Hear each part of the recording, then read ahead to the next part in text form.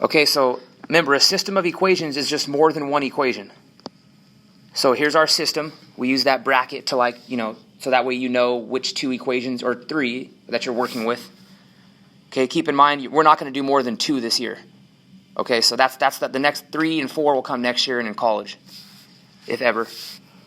All right, but basically what we need to do here is we need to graph each of these equations and we need to figure out where they cross. Okay, so for that I'm going to go to Desmos. Let me write this down real quick so I know. So I don't have to keep going back and forth.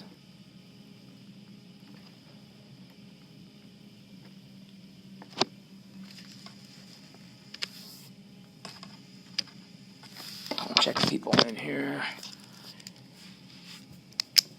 Okay, so go ahead if don't wait for me. You guys probably know how to graph on Desmos. I just got to make sure I have this written down so I don't keep going back and forth and making you guys throw up over there. Okay, so if I go to Desmos now, I think people are typing answers in. That's fine though, that's fine. You're good, Eduardo. We just kind of started. Okay, we're solving a system of equations by graphing.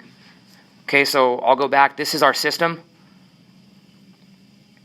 It's those 2 equations. Okay, and we're basically trying to figure out where they cross.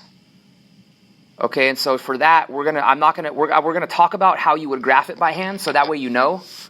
Okay, but I want you guys to do all this stuff on Desmos. Okay, we have technology that can do this for us, so why not use it? Why do it the long way? It doesn't make any sense. All right, so remember how we use Desmos? We just type them straight in. I'm interested, though, if you can type the equals. Oh, it will work. I think they must have updated their Desmos because it used to be where you couldn't, if you type the equal sign and messed it up, you would have to do like just that part. But it looks like you can do both now, so that's good.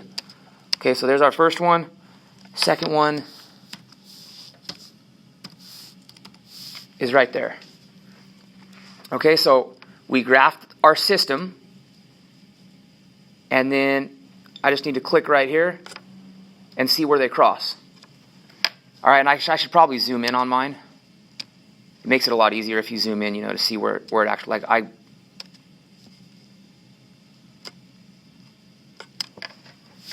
but it should be right there, okay? 3, 5, that's the point where they cross, over 3 up 5. So, going back to our problem, our solution would be 3, 5.